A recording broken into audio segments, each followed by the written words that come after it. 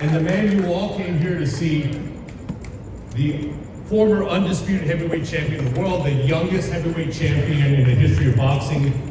He's an entrepreneur, he's a podcaster, he's an author, he's a Broadway performer, he's a father and a husband, and also my friend, Iron Mike Tyson.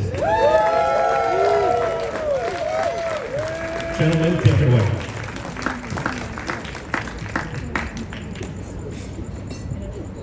Well, I get hooked up on this microphone. A couple of folks I want to point out tonight. Right there is good, Mike.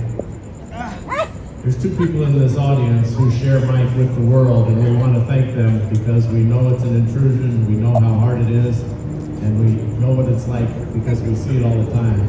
We love Kiki Tyson. Kiki, thank you for sharing Mike with all of us. You can clap, Mike, come on. She deserves it.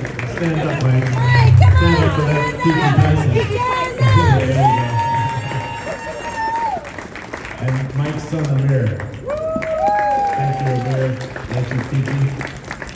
I would be remiss if I didn't point out my long-term partner, the great Mauro Ranallo, who I was with for a number of years on Showtime with all the fights for the amateurs on Saturday night.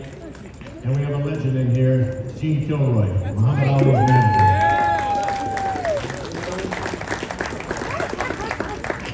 All right, can you hear me here? Can you hear me? Okay. Mike, how are you? I love you too. Hey, come on. We got a trombone here. You know, we've been doing this for about 42, 43 years. You did a great job. My first fight was 41 years ago. Oh, this is so bad. Take the microphone instead. Space over here is going to get this figured out.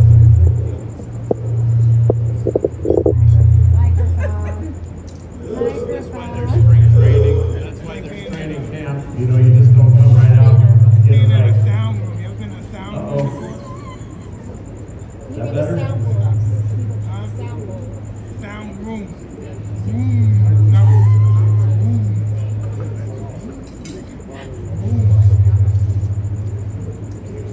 We'll be back after these messages. Microphone.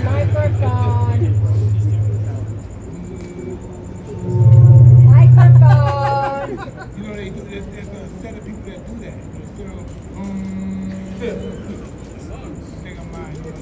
The monks. We can't hear you They either. don't look like monks, but they're monks. That's their monks. That's their monks. The monks go. Hello? There we go. There you go. All right. You got the right button now. Very good. Hi, Mike. Jim Gray, I love you.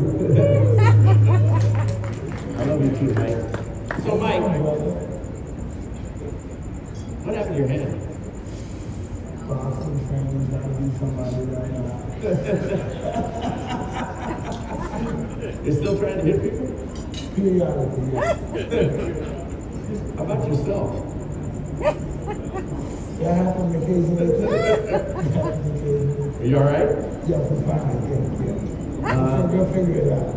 We're going to get to the amateurs and everything, but you're in the news. Are you still fighting? Are you going to fight again? What's Hey, going on? listen, You announced the fight. I've done a lot of things in my life. Right now, I'm talking about the kids, the tournaments. Let's talk about these guys. Answer the question, then we'll move on. Maybe? I don't know. I want to fight somebody. Not me. He's never hit me. So, Mike, you were an amateur in the late 70s, 79. No. 78?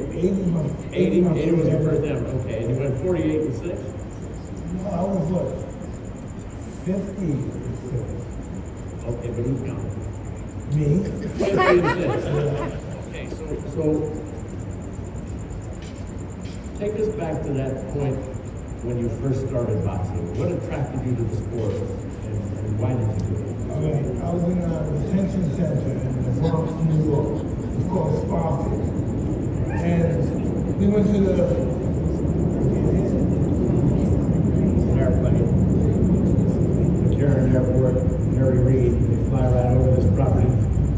Yeah, I keep forgetting. Okay.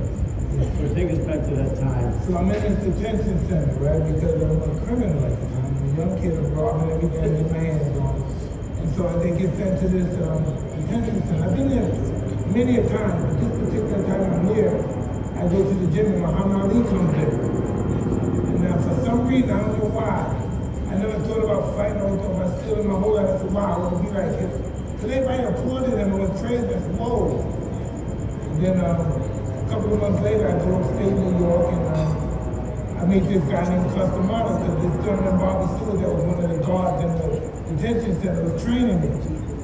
And he took me up to Customato to train, and then this old man convinced me that I could be the youngest heavyweight champion in the world. I was only 13. I don't know how this old white man, Italian guy too, I don't know how he convinced me that I'm going to become the heavyweight champion of the world. I'm 13 years old. But some way he convinced me. And so I believed, I kept telling myself I'm the greatest, I'm the best fighter in the world ever created. And I'm 13 years old, I'm telling myself, like a million times a day, I'm telling myself this stuff. And so I meet this guy, Customato, and he tells me he's going to make me the next heavyweight champion. The youngest heavyweight champion was when I was 13 when I met him. And I weighed what? I weighed 200 pounds when I was 13. Solid muscles. I've been in institutions all my life, so we're getting pumped, building in there. So by the time I'm 13, I'm 200 pounds solid muscle. Right? And so he started training me. And I fought in the amateur, the best time of my life. Better than being champion of the world than being in the amateur. Because it meant so much to all the guys. We talk about one of the best outstanding fighters, I'm going to be in best shape, I'm going to be here. And then we'll see a concert on television, just a concert. I don't know if people still have this mindset. Like, they keep reading concerts on television, and it says it's going to be a Madison Square Garden.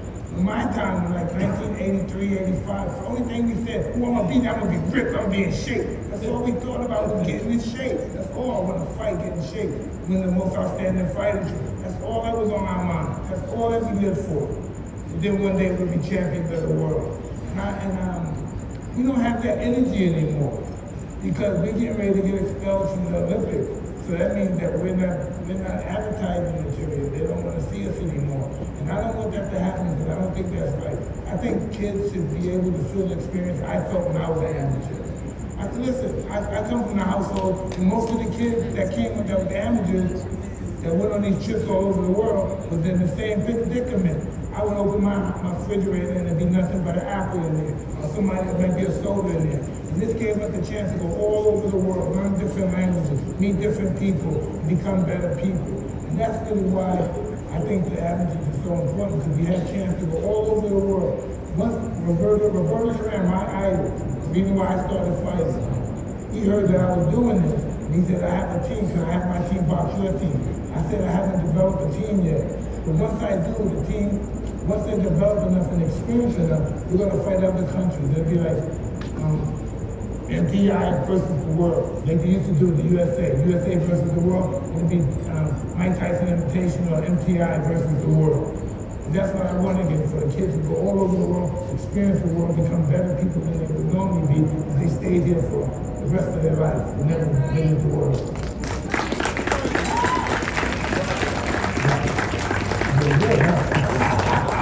Round up tonight. No, but really, that's why I'm the person I am here, because I was always competitive. And being in the amateurs makes you very competitive. Seeing the same guy win an outstanding trophy for 3 years or 4 years in a row makes you very competitive, okay? Makes you jealous, and you should be. Jealousy, this is what I found out reading about history. Jealousy is only negative in this country. Jealousy in other countries is inspiration. Wow, he got that, I'm gonna get that. Not like over here, man, fuck him, I hope he don't get it. They want somebody to get something, to give them inspiration to do something. So that's jealousy too, but it's used for a different reason. It's used to inspire people in different parts of the world. Not to look down on them and hope they crash. So jealousy is good to me. I'm gonna tell you something you don't know about Mike Tyson. Jim, please, we're talking about kids, we ain't talking about kids. Because this is helpful for kids. No, this is educational. Mike Tyson's read 1,500 books. At least. Still can't read. He's read 1,500 books. Think about how many you've read in your life, and then count that out. So listen, most of these guys when they're in prison read 1,500 books. If they're in prison, they will read 1,500 books. So I'm not going to read their special. So If you were in prison, you would read 1,500 books because you had 1,500 hours to do it. How many did you read before you went to jail the first time? None, not many. I'm not a few, but not many. The only one that interests me, like the great crook, like Arnold Rothstein and those guys. But other than that, you know, the fight, but other than that, it's nothing. But it taught you discipline. Yes. Even if you want to be the best crook, you have to have discipline. Say it again. Even if you want to be the best criminal in the world, you have to have discipline. Yes. That's what I'm saying. You got me out of prison. Hey, we're talking about the kids, David. It's about kids today, David. It's about kids. You know, listen, I'm going to tell you something. I found out I was a narcissist today. You know how I found out? Because I found out they said Adidas was starting another boxing program. And I thought everybody was against me. That's how my mind works. I'm competitive. Oh, wow, he's starting a team because everybody's going to be against me, trying to crush me and hurt me. No, please, we all work together. We give the kids the most fight. We can work as a team to make this a better unit. You know, that's when I found out today that I was a narcissist, because I was talking about my image at first. And then I said, well, if he gets more kids, my kids can fight against his kids, and his kids, and his kids. No, please, kids all come, be envious, be jealous. Please, do teams, yes. That's what jealousy does. Do you think kids still want to fight? And how are you going to attract them? Excuse me? You think kids still want to fight? I think kids want to fight, but they need inspiration to fight. Why should I fight? Give me a reason to fight. How are you going to attract them to the sport when they've got football, basketball, and all these other sports that get exposed I don't know so much? I know, but listen, amateur fighting don't have me. That's the big difference. They don't have me. They have me now. Yeah. Now we're going to see how far we can take from that. It's also an issue of getting them the exposure so that they know about it when we don't see it. Well, they need the exposure. No, they need the exposure for the people to tell them how beautiful they are, so they can keep being inspired to do it. They have nobody looking at them to see how beautiful they are and to tell them how beautiful. They think somebody that saw them say, hey, I saw you fight, you got good speed. Maybe you need to do a little bit of this. Maybe, and people start questioning them. Now they feel like somebody knows somebody else, somebody's seen me perform. All right, so let's go back. That's how I felt. I don't know if that's how I felt in the guys, Colonel Whitaker, Holyfield, that's how we felt. We were nothing, and people noticed us from fighting, so we wanted to be better at it. And you were a juvenile delinquent. Yes, a criminal. I think we were a criminal. What made you trust somebody you didn't know who was a white person? Well, by that time I've been in and out of institutions and I've become very familiar with white people, and I found that they weren't who I thought they were. What did you think they were? That they're the enemy. Because every time I seen them, they were lawyers, they were police. That's what I saw from white people, so they were the enemy. And what did you find out they were? They were human beings that try to get ahead like everyone else, that want something in life. That's what it is. I never, once I met Cuff, I was never inferior to anything anymore. Once I met this guy, this whole time, he must have been crazy, but he was my mentor, he was my master, I respect him, I killed for him, I died for him. He made me believe everything. As far as my eyes could see, was inferior. Can you imagine that? Some old time guy saying that to this poor ass black motherfucker. Everything that your eyes can see is fucking inferior to you. Can you believe a guy can make you believe that too? And that's why I've been all these prisoners and psych boards and stuff. To this guy. Okay. I'm sweating. When did you recognize that you had an ability? 14 years old. I was the heavyweight champion at 14, so I could prepare myself when I became the heavyweight champion, for real. So What was that recognition? You just looked in the mirror? I mean, how did what gave you that internal equilibrium to know? Because he told me to look in that mirror and fall in love with that image. It's all the time God told me that. So did you hate yourself before then, or dislike I yourself? must have had. He must have seen that in me, so he told me to fall in love with that image. And that may have got me in a lot of trouble too, but I still feel that way about that image. I might lose my life, my family, I might lose my money, I still love that image. It might be a disgusting, he might act up, he might do, but I love that image. What do you see when you look at that image now? Do you see accomplishment, achievement, excellence? What do you see when you look at that image now? That I'm grateful. I want to do more. I'm grateful. I just want to do more out of life. I deserve more out of life. You know, I owe it to my children. I owe it to people I love to get more out of life than where I'm at now. So I'm very grateful, but I want more. Thank you, Billy. Hey, Billy White, this is Billy White. This is one of my friends, one of my best friends. And listen, he used to be a writer. Now listen to me. He used to be one of the sports writers in Catskill, New York, right? And he would write my articles for me, right? When I came from the Junior Olympics and stuff. And I'd be there with him. I'm smoking the joint. I said, right, I did this. Right, I did this. He would write all the things in the... I love you, brother. We met him, I met him over at Mulberry. You know Richie Mulberry? I know Richie very well. He's a family. That's where your statue is. Yeah. In front of Richie's over here at in Las Vegas. He's crazy about that, but he's my family. I love Richie. I love Richie. The statue of Mike at another hotel, and that's Richie Palmer's Mulberry. So, what do you envision now for amateur boxing?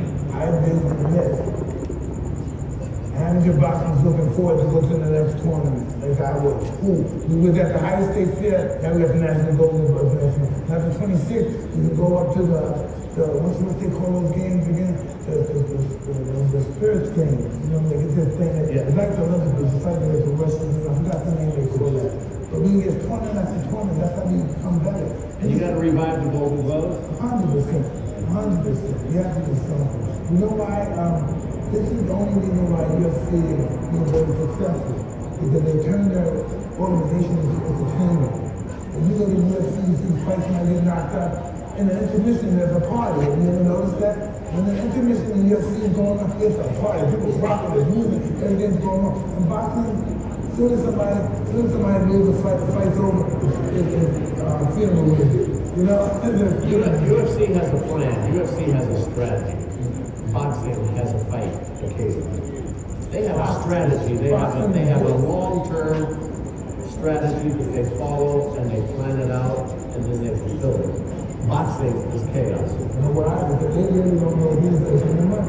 Who's going to figure out? Is Rolly making the money? Is the goddamn TFCO making money? Who?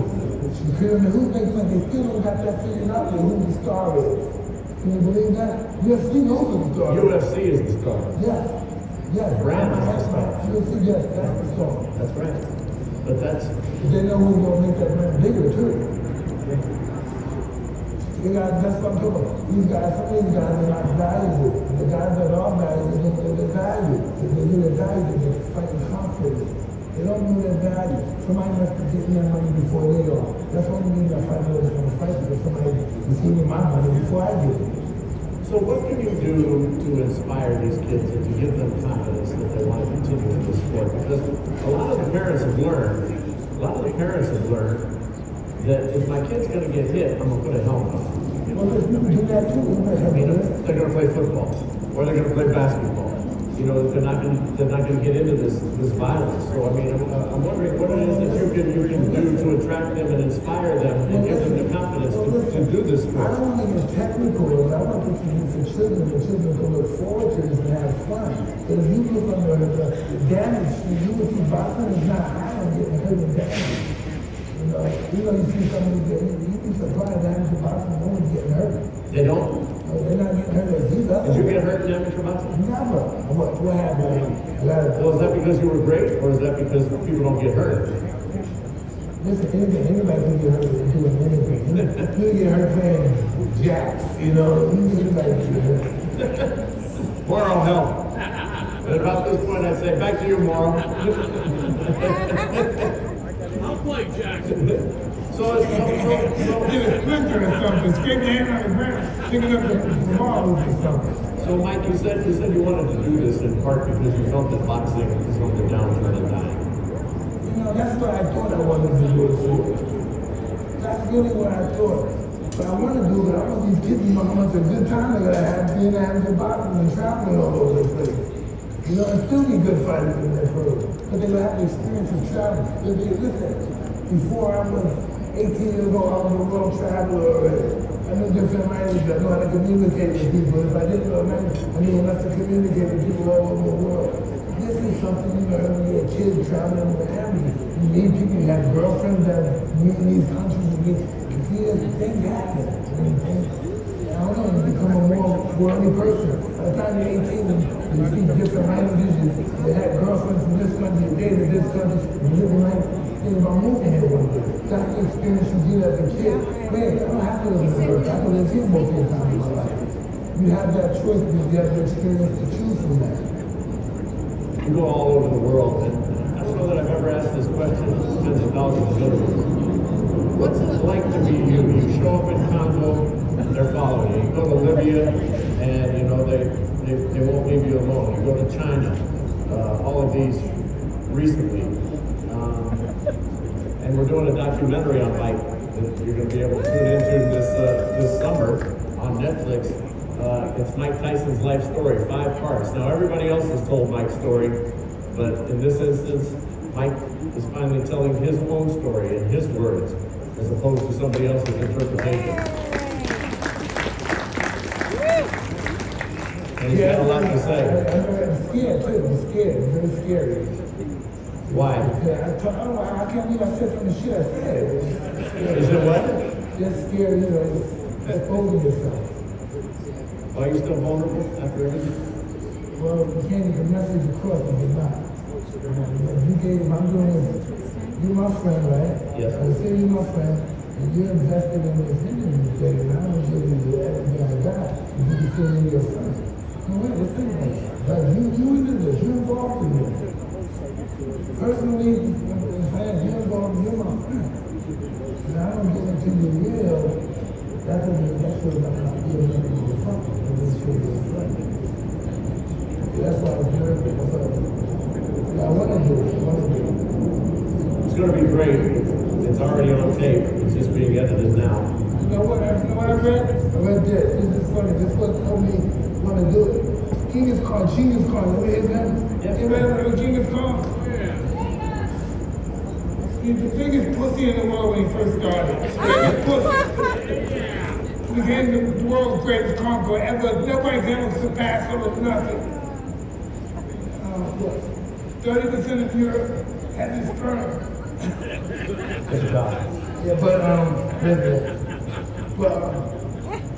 when he first started, he was a punk, a wimp. He had to get a mentor. And he became such a great guy because he was a good man.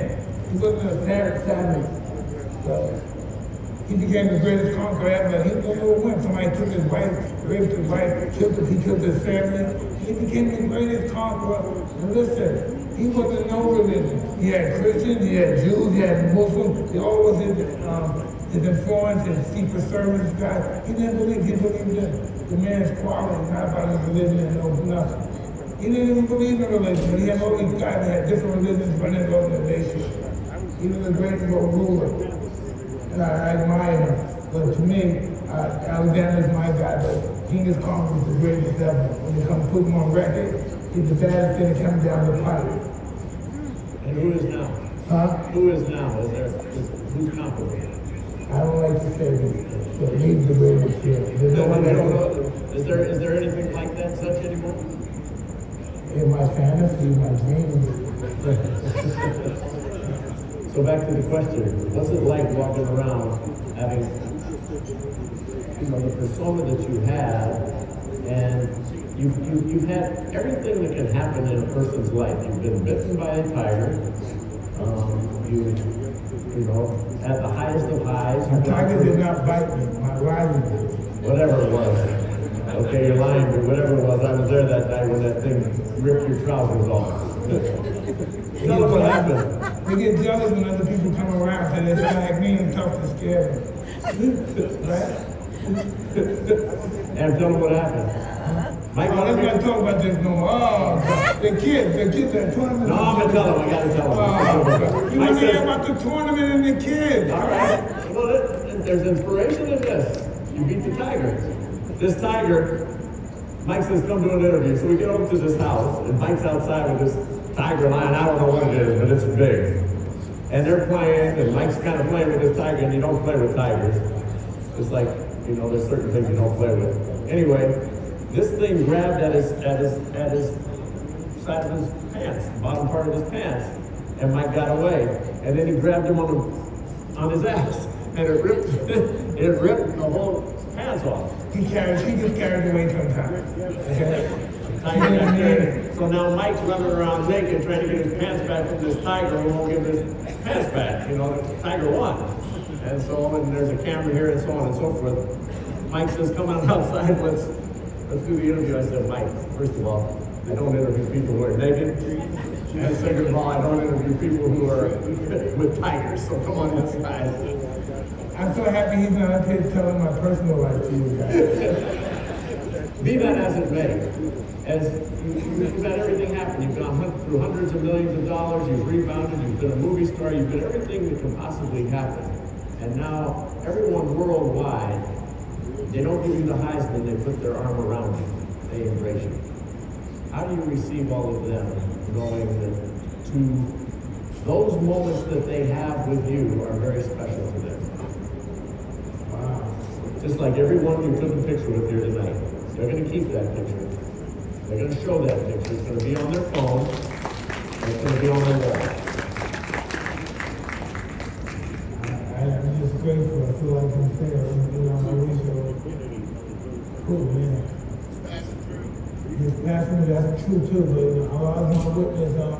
I don't understand life. I think I do, but I don't understand even why I exist. I'm just going on my own patrol. And this is who here does really know why they exist? Am I here to exist to take care of people who live my life like that? Am I here to be in prison on my? What are we truly here for? You're here because every single one of these kids hopes to be you. And that's why you're here, because you're inspiring them. Your hope, their dreams, they see through you, through your accomplishment, through every trial and tribulation in life. And you survived it. You're 59 years old. How many times have you told me you didn't think you'd be alive at this point? And you've said that every year for 40 years to me. Yeah, but now I've been gonna live forever. God. You know, everybody still up. Maybe I'll live everybody I know, but they died at a young age. You think all my friends from my old age who died in gunshot wound, prison cell, they died from cancer, not taking care of themselves. Oh my God, you know, I'm just very grateful from Customary. You know, he was always in this roof. He was a tough man. He taught me a trade, taught me to keep the shit by staying shit out of the game. And you know, I'm very healthy. You know, I wouldn't think that. I know people say, no, he wasn't in the ring, but he was in the ring. I was everything I got, everything I am, my children, my wife, overall, Customary. What's important to you? Huh? What's important to you? My kids. You know, I don't want them to do what I did. I don't want them to hurt people like I hurt people. I don't want them to be hurt like I did hurt. I don't want them to hang out with people like me. I keep away from people like me. Talking about the former you or the current you? You know, it's all the same thing. Stay away from people like me. All right. This weekend, you hope to put Mike Tyson Invitational on the map, and you hope to train these kids and show these kids. Well, I'm not going to train them. I'm not training. I'm here to oversee everything. You understand? They have a place to train. I don't mean train in the sense of cuss. They have their training. They have everything they need. They just need the activity. I'm giving them the activity. And you're going to take this on the road. You're going to take this elsewhere. My objective is to do that. I've been offered before the team ever been developed by Mr. Billy Durant, the greatest lightweight of all time, I believe. Maybe welterweight too, but anyway, I'm just very grateful that I have the opportunity to have Mike Tyson, and I have the opportunity to reach people all over the world and participate.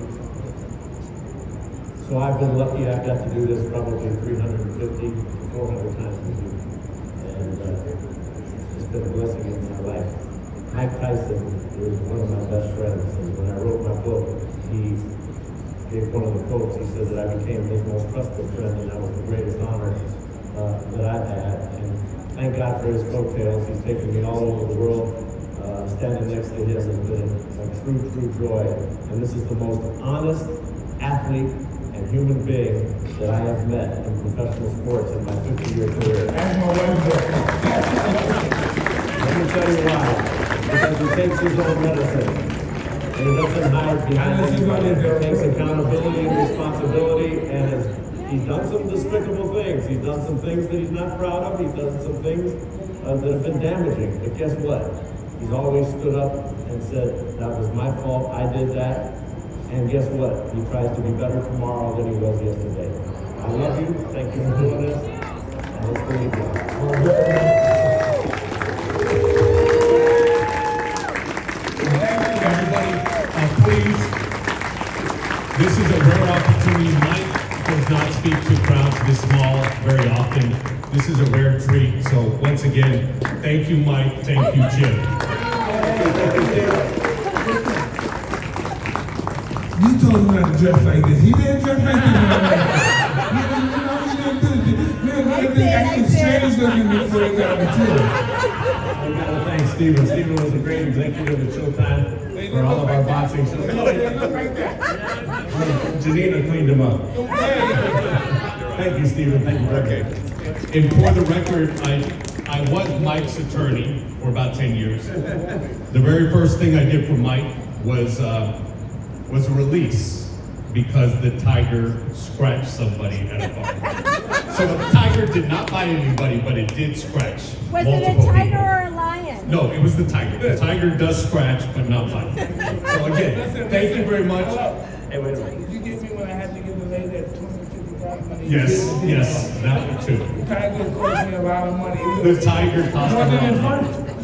money. Again, thank you very much to the Sahara for hosting us. Thank you, all everybody. for being Thank you here. for coming. Thank you very much. Thank you very much.